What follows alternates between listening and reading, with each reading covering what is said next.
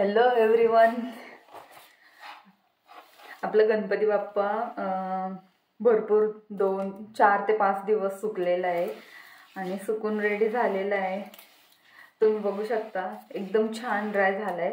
So आपण आज गणपती बाप्पाला कलर करणार आहोत. सो आय थिंक आपण फर्स्ट कलर व्हाईट देऊया, जेणेकरून आपले बाकीचे कलर त्याच्यावरती चांगले एन्हान्स होतील. सो माझ्याकडे एक कलर बॉक्स आहे, त्याच्यामध्ये बरेच कलर आहेत. सो मी व्हाईट काढते. ब्रश वगैरे पण भरपूर आहेत आपल्याकडे.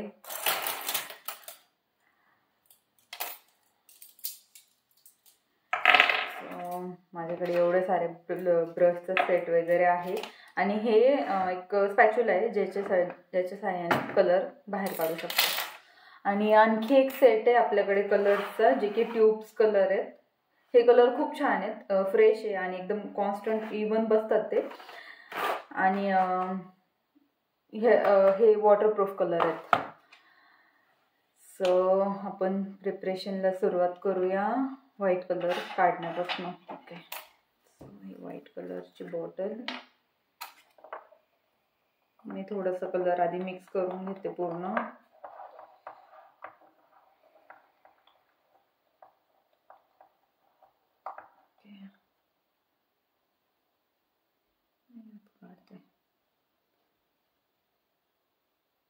जसं लागेल तसा कलर आपण वापरूया. आज ऊनही खूप छान पडलेलं आहे. सो आपले गणपती बाप्पांचा कलर लवकर सुकून जावं. थोडंसं पाणी ॲड करूया आपण कलरमध्ये. सो त्यानंतर मी सर्वीकडे व्हाईट कलर देऊन घेतला, जो की आपला प्रायमरी कलर म्हणून ॲक्ट होईल आणि त्याच्यावरती आपले बाकीचे कलर चांगले दिसतील. तर मी पटपट व्हाईट कलर देऊन घेते. मी जास्त डिटेल्समध्ये देत नाही आहे व्हाईट कलर, कारण की आपल्याला त्याच्यावरती दुसरा कलर द्यायचंच आहे. सो जेव्हा सेकंड लेअर आपण देऊ तेव्हा त्याच्यामध्ये सर्व डिटेल्स वगैरे कवर करू. आपला गणपती बाप्पाला व्हाईट कलर देऊन झालेला आहे. मी काय जास्त डिटेल्स दिले नाही आहे, कारण की आपल्या ह्याच्यावरनं दुसऱ्या कलरचा लेअर येणार आहे. आपल्या बाप्पाचा व्हाईट कलर लवकर सुकण्यासाठी मी ड्रायर वापरते आहे, कारण की आपल्याला आज लवकर कलर कंप्लीट करायचे आहेत. नेक्स्ट लेअरकडे जाऊया. सो मी खूप कन्फ्यूज आहे, आता कुठला कलर देऊया आपण गणपती बाप्पाला. लाईक समजेना मला. हे एवढे सारे ऑप्शन्स आहेत. सो मला असं वाटतं मी लास्ट टाइम ग्रीन कलरचं धोत्राला जो ग्रीन कलर दिला होता, तर यावेळेस मी रेड कलर देऊ शकते.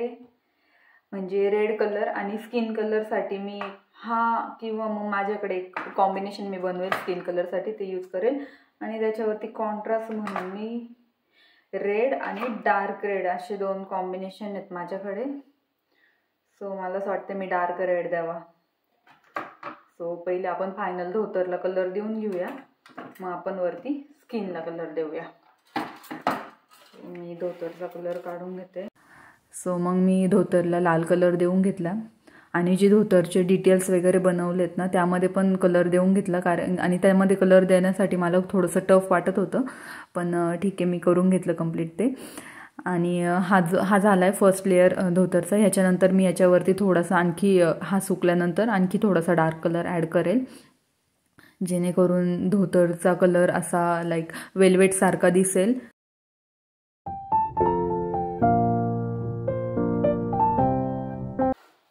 सो रेड कलर देऊन झालेला आहे. आणि मला असं वाटतंय ही जी शॉल आहे हिला ग्रीन कलर देऊया, कारण की रेड थोडा डार्क झाला आहे. आणि माझ्या डोक्यात येलो किंवा ऑरेंज पण आलं होतं, पण ऑरेंज आणि रेडचं कॉम्बिनेशन फारसं चांगलं दिसणार नाही, कारण की रेड थोडंसं लाईट झालेलं आहे. आणि ऑरेंज माहीत नाही ऑरेंज कसा दिसेल, पण ग्रीन आणि पॅरट कलर ह्याच्यावरती कॉन्ट्रास्ट दिसेल, त्यामुळे हे जरा जास्त उठून दिसेल असं मला वाटतंय. आणि प्लस येलो कलर स्किनला पण येणार आहे, कारण की स्किन कलर अशा टाईपचंच बनेल. सो मे बी ह्याच्यावरती ग्रीन कलर छान दिसेल. सो मी आता ग्रीन कलरचं प्रिपरेशन करते. मला पाणी वगैरे हे पॅलेट वगैरे चेंज करायला लागेल. सो मी पॅलेट चेंज करते तोपर्यंत. ओके. सो मे बी मला असं वाटतं लाईट कलर छान दिसेल त्याच्यावरती. सो मी लाईट कलर घेते कॉन्ट्रास्टमध्ये. मध्ये काही मी ग्रीन देऊन घेते आता पहिले, आणि मग मध्ये काही स्ट्रोक्स मी डार्क ग्रीनचे लावेल, जेणेकरून जे फोल्ड्स बनवलेत ते व्यवस्थित दिसतील. सो मी शॉलला ग्रीन कलर देऊन घेतला आहे. शॉलमध्ये ना हात वगैरे पण आहेत. मला खूप काळजीपूर्वक कलर द्यावा लागतो आहे तिथे, त्यामुळे मला खूप जास्त टाईम लागतो आहे शॉलला कलर देण्यासाठी. आणि मग त्यानंतर तो थोडासा ड्राय झाला ना, तर मी जसं सांगितलं की मला फोल्ड्समध्ये डार्क ग्रीन कलर द्यायचा आहे. सो मी तो डार्क ग्रीन कलर पण देऊन घेतला आहे. सो मी गणपती बाप्पांच्या केसांना ब्लॅक कलर देऊन घेतला आहे. हा फर्स्ट लेअर आहे, पण छान दिसतो आहे. आणि मी वरती कलर देऊन घेतले आता, जे लाईक धोतर किंवा शेला वगैरेचा. आणि आपल्या बाप्पाला सर्वात जास्त कलर लागणार आहे तो म्हणजे स्किन कलर. सो मी स्किन कलर प्रिपेअर करून घेतला आहे. स्किन कलर फारसा अवेलेबल नसतो की कलर्समध्ये, तो शक्यतो बनवायलाच लागतो. सो मी माझ्याकडे थोडंसं मला आयडिया होती की स्किन कलर कसा प्रिपेअर करायचा. सो मी स्किन कलर प्रिपेअर करून घेतला आहे. आणि पहिले मी पाठीमागे कलर देते, कारण की टेस्ट वगैरे करायला मागच्या साईडला इझी पडतं. आणि मागे कलर कॉम्बिनेशन वगैरे समजून येतं आपल्याला की हां परफेक्ट सूट होणार आहे नाही होणार आहे. सो मी मागच्या साईडला पहिले कलर करून घेते, आणि मग त्यानंतर मला कलर परफेक्ट वाटल्यानंतर मी सर्वीकडे कलर देऊन घेतला.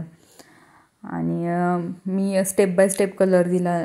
म्हणजे पहिले ना मुखवटा वगैरे चेहरा पूर्ण कवर केला. मी चेहरा झाल्यानंतर मग बाकीचा कलर करायला घेतला, म्हणजे हात पोट वगैरे. सो मी आता पटपट कलर देऊन घेते. हॅलो सर्वांना. तर तुम्हाला आत्तापर्यंतचा लुक दाखवते. सांगा मला कॉम्बिनेशन कसं दिसतंय, जमतंय की नाही. आणि माझ्याकडे गोल्डन कलर नाही आहे, म्हणून मी येलो कलर देते, जे की दागिने वगैरे आहेत त्यांना.